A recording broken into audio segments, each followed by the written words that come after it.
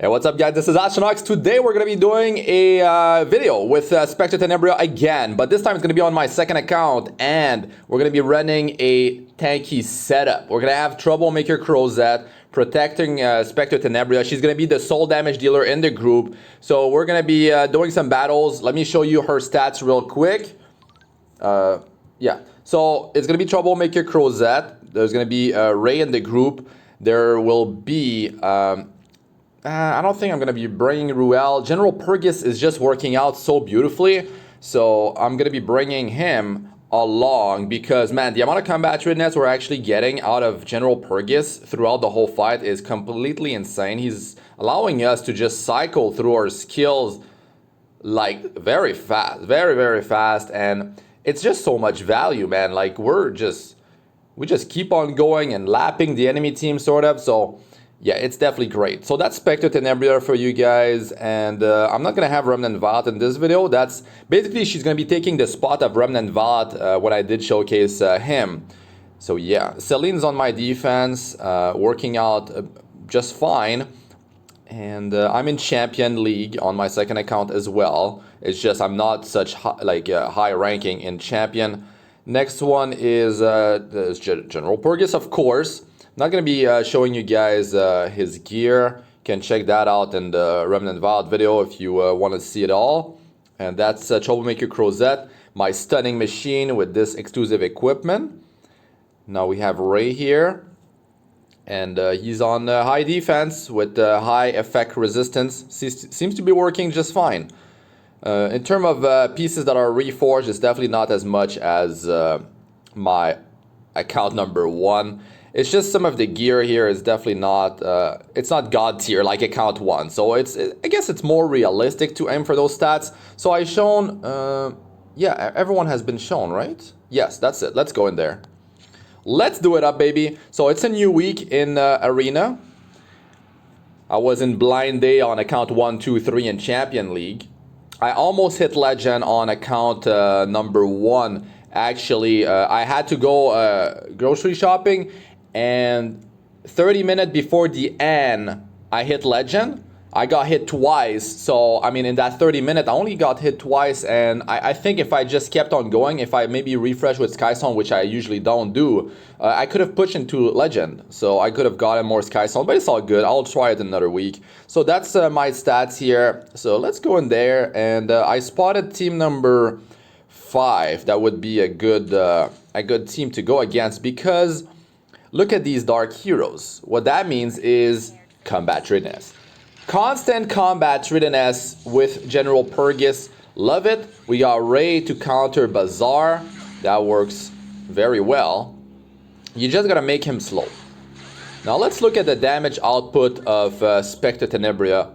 Now against this team, since I'm not completely set up just yet, I'm not gonna go and burst Arbiter Vildred. That would pretty much be the game. So what I want to do is, like a lot of games, I just sort of pop one of the big threat. Like Bazaar is kind of annoying. If I want to auto the rest of the battle, let's say, I have to pop him because he's faster than my Ray. That means he's gonna be able to overlap my Ray, and the cooldown of Ray's this, if I double tap, he actually casts it on the backliner, which is completely insane.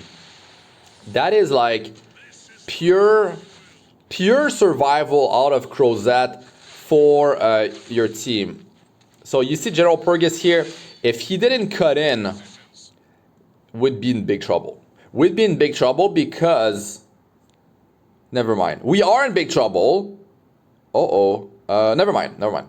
Fallen Cecilia is going next. That means we're getting the CR for Ray. That means we're going to be able to cut Arbiter Vildred. But that's a quick Arbiter Vildred, and that is very problematic, actually. No, I need to save this. I need to save this because...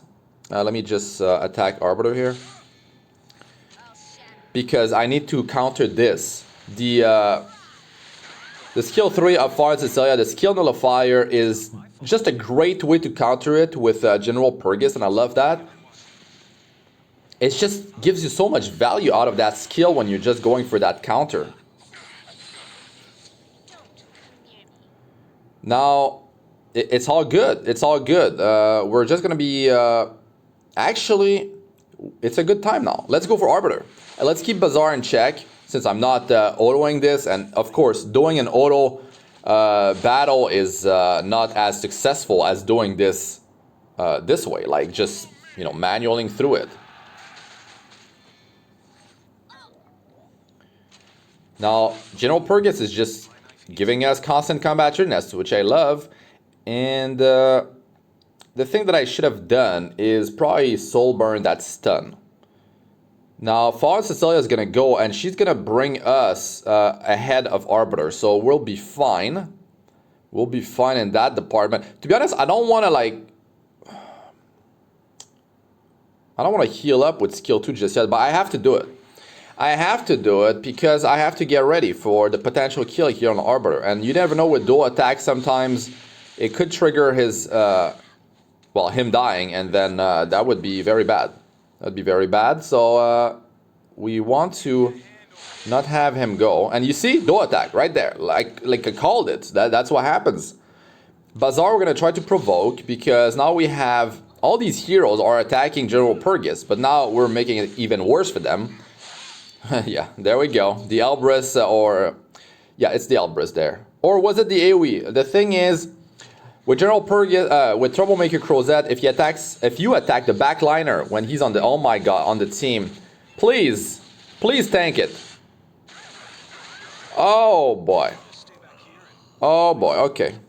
We got a casualty. We lost our Purgus. That gives us so much CR.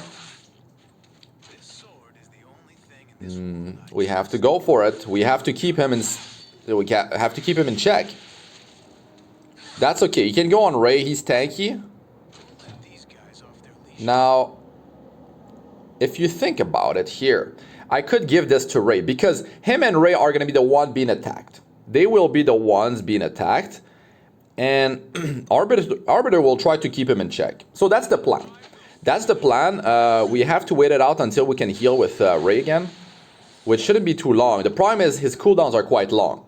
They're quite long, and it can definitely be problematic. This skill 3 actually gives him a barrier. That's the class enhancement. This could be it for Arbiter. That'd be great, because if he's down, we're in the clear, basically. Here we go. The CR pushback as well. Now, Bazaar, you have to be careful against him, because you see his skills already. His skills already.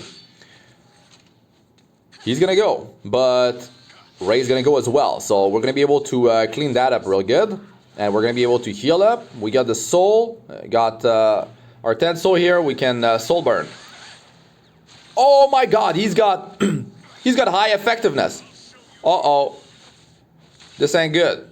He's got high effectiveness. He dropped the stun on us. 190% effectiveness. Sorry, effect resistance. He dropped it. He did it. Ridiculous. Ridiculous. Specter Tenebria, please. Please survive. Oh my god, please. Fallen Cecilia. Thank god her skill 3 is on a long cooldown. Thank god.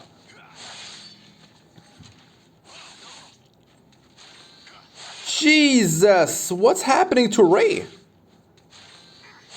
That's not the same stun, right? Or is he still in the same stun from before?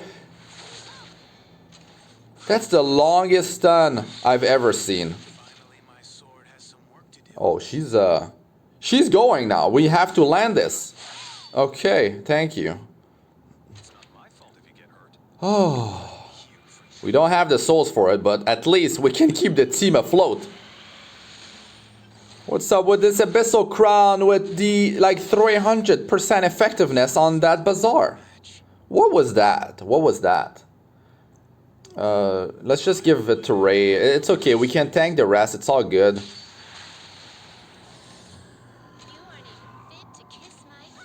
And then she kills us. Imagine she kills us with the skill 3 here on Specter Tenebria. It's not gonna happen. I mean, we got 40% damage redirection to Crozet, and we have defense increase plus attack increase from her passive stacking up. She's at plus 15 skill ups as well.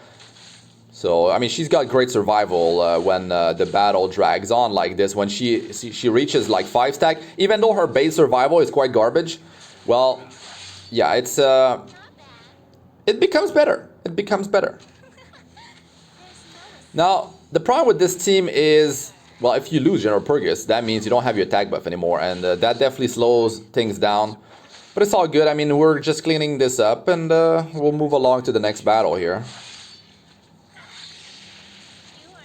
And that's all you need with a team comp like this. I mean, yes, all you need. These are like hard to obtain heroes that maybe you don't skill up, like aka Troublemaker Crozet is definitely not the type of hero that you would like drop your MolaGoras onto. But I might have convinced a few players to actually do it because he's such an amazing hero. Ever since he got buffed, he is quite ridiculous.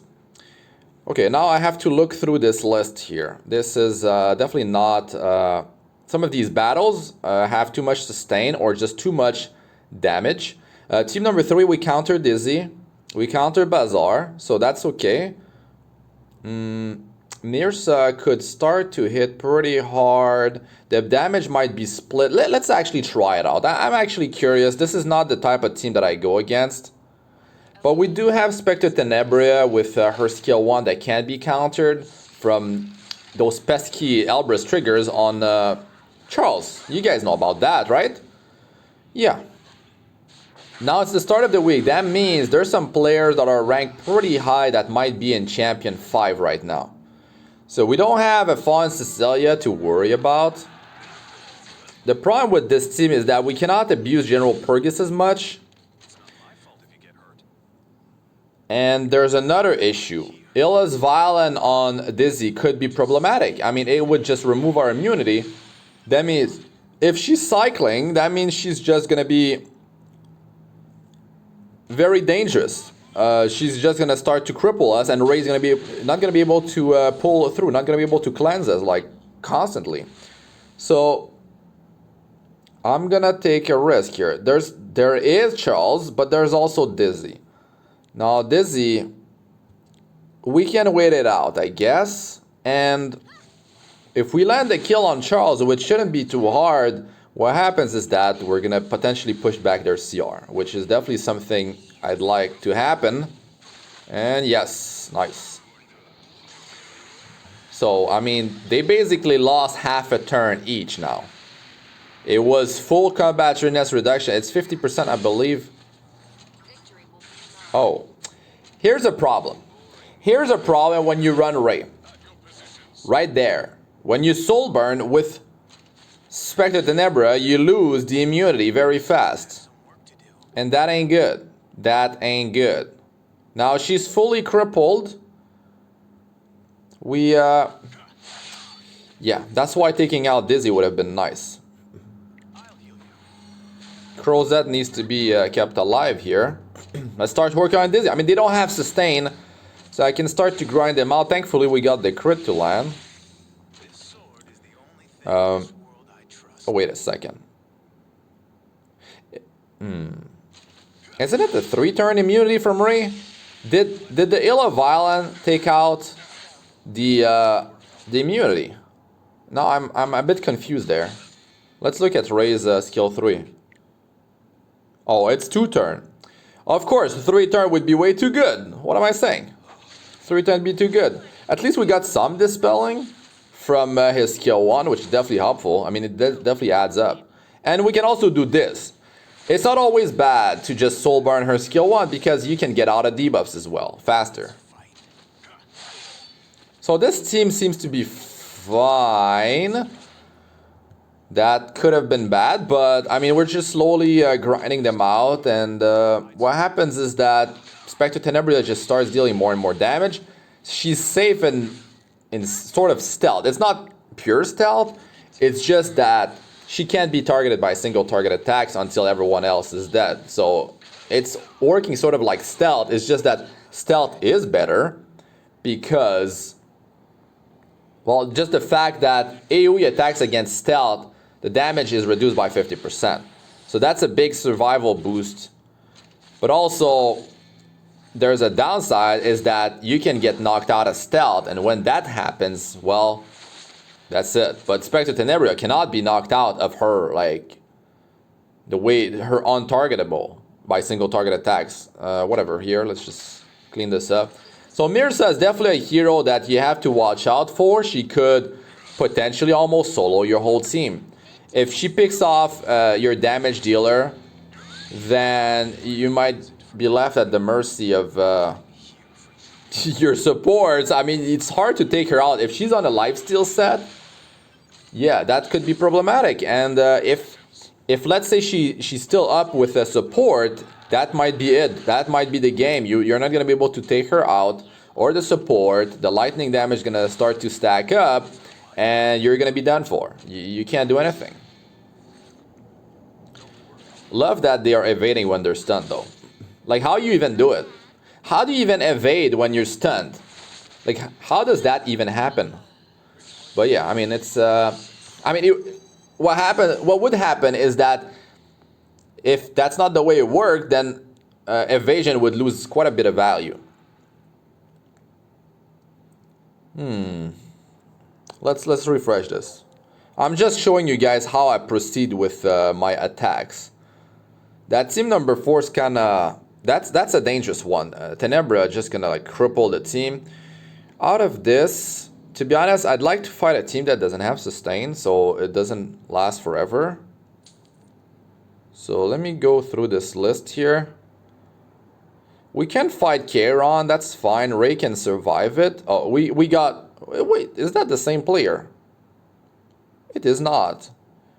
It is not. That team number 4, which is a setup that is very popular. I actually want to fight it again, because it might play out differently.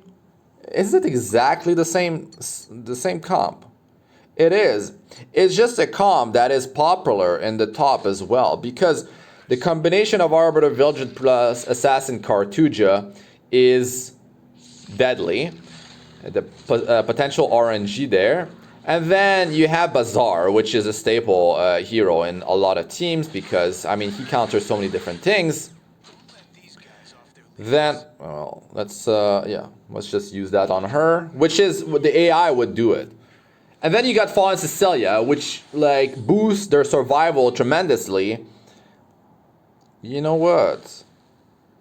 Let's try for that. Oh my god. But it's okay. That's perfect. Now we're gonna get the immunity. We're gonna get the immunity after she goes, so that's perfect. Okay, I mean, we didn't land a kill, but can't complain. The thing is, I would like to pop him so I can use full heal on skill number 3. Unfortunately, that's not gonna happen. So let's just put the immunity up and keep grinding this Arbiter Vigilant. Look at this. Look at this CR. Look at this. Boom. Thank you. Now, Fallen Cecilia didn't go yet. So we're just gonna try to provoke Bazaar. Never mind, we'll stun him. We'll just stun him instead. Can't complain there. But the thing is, it's almost like you don't want him to be stunned, because what happened is that he didn't use skill 2. If you get out of immunity and he drops this skill 2 on your damage dealer, that ain't good. Start to deal damage here on Arbiter. I mean, we're ready to just pop him here. There we go. Yes, this time no greater attack buff from Alexa's basket, which is very, very dangerous. Thank you. Good value on that heal here, plus barrier. And perfect timing here. Well, perfect timing. Perfect timing is when he goes right after Fallen Cecilia, which is not something that will happen often if you're going against multiple dark enemies, because they will be attacking him, pushing your CR further. And yeah, no, now I don't want to delay. Oh man. Okay, look at this. We have to keep him stunned, because now we're gonna be losing the immunity on her, and we don't want to be fully crippled. His skill 2 cripples way too much. It's ridiculous. So take him out. That's it. I mean, now it's just like a matter of grinding this team out. They cannot do anything against you running a team like this. Cannot do anything. There is no way for them to come back from this, because even if they land debuffs, it's just gonna slow you down. Still, you do have the sustain, and like the constant CR is just ridiculous from General Purgus. But yeah, that's going to be it for this one, guys. Thanks for watching. I'm Astranox. Like, comment, and subscribe for more. Press the bell icon flag to be notified whenever I release a new video. And check out my other videos. They should be showing up on the screen now. I got playlists of all sorts for PvE and PvP. Arena Guild Wars, guide tips and how-tos in Abyss Floor 62+, as well as best starter guides for my early to mid-game players. And on the top left, you've got PvP showcases. The top right, you've got my guide tips, how-tos. So go check it out. I mean, over 1,000 Epic 7 videos. It's a lot of content and a lot of knowledge to be had, especially for early game player, mid game players, even late game players. You always have my hero showcases coming up. Playing 4 accounts means I can just have the MolaGoras as a free-to-play player, have the MolaGoras to, well, I started a 4th account. That's basically so I can keep on doing those showcases with heroes that are at plus 15 skill ups, or you know, for support heroes at least I got the most useful skills maxed out. So I can keep on doing showcases for you guys as a free-to-play player. And I am a free-to-play player because I just like to do it. I just like to do it, and I want to show you guys that, I mean, the game is playable and viable that way, and you can have a lot of fun as a free-to-play player. And to be honest, if the game is not free-to-play friendly, then yes, it's not going to work out, really. Like in a mobile game, you can't do it. You can't do it if you're not a free-to-play game unless you're doing a crazy advertising campaign non-stop, which a lot of games are doing that are very pay-to-win. But that's not this game. That's not this game. Epic 7 doesn't even need to advertise much at all. Like, it's just word of mouth. It's just going to do it with content creators. Yeah, I mean, that's really it for this one, guys. Thanks for watching. I'm Astranox. Good luck with all you do. Peace out for now.